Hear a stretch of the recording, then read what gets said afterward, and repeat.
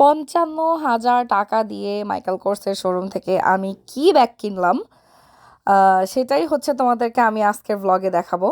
আর এটা 55,000 Korean on না, এটা 55,000 বাংলাদেশি টাকা, কারণ এই ব্যাগটার প্রাইস ছিল 5,70,000 কোরিয়ান ওন, অর্থাৎ 55,000 টাকা।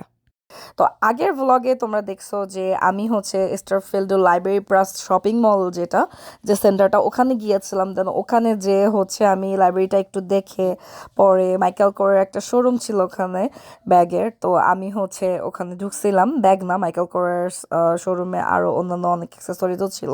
তো ওখানে হচ্ছে আমি গিয়েছিলাম যে আমার কাছে একটা ব্যাগ পছন্দ হয়েছিল, একটা না, আমার কাছে এই ব্যাগের মডেলটা পছন্দ হয়েছিল।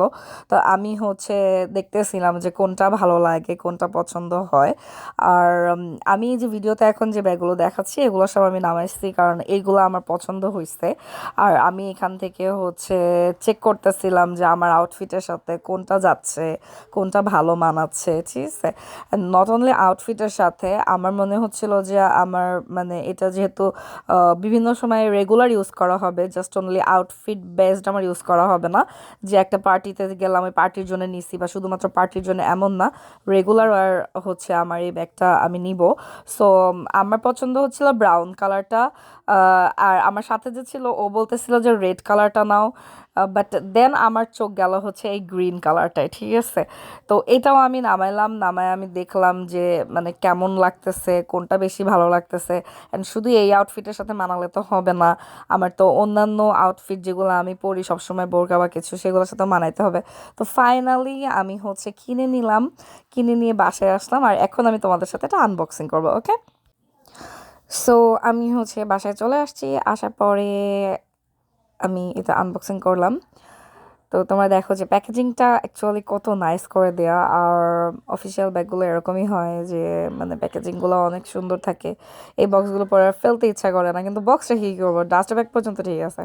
তো ফাইনালি দেখো আমি হচ্ছে এই গ্রিন কালার এটা নিয়ে নিছি, কারণ আমার কাছে মানে আমার পার্সোনালি পছন্দ হচ্ছে এই ডার্ক গ্রিন কালারটা, একদম বাংলাদেশের দেখবা যে কাঁঠাল পাতার যেই সবুজ কালারটা হয়, এই কালারটা আমার খুব বেশি প্রিয়। আমার যারা হচ্ছে কি বলে পরিচিত আছে তারা সবাই জানে যে নীল আর সবুজ কালার হচ্ছে আমার অনেক বেশি ফেভারেট। হ্যাঁ, তো আমি হচ্ছে এখানে ফুল আনবক্সিং করতেছিলাম, আমি স্পিডটা একটু বাড়িয়ে দিছি।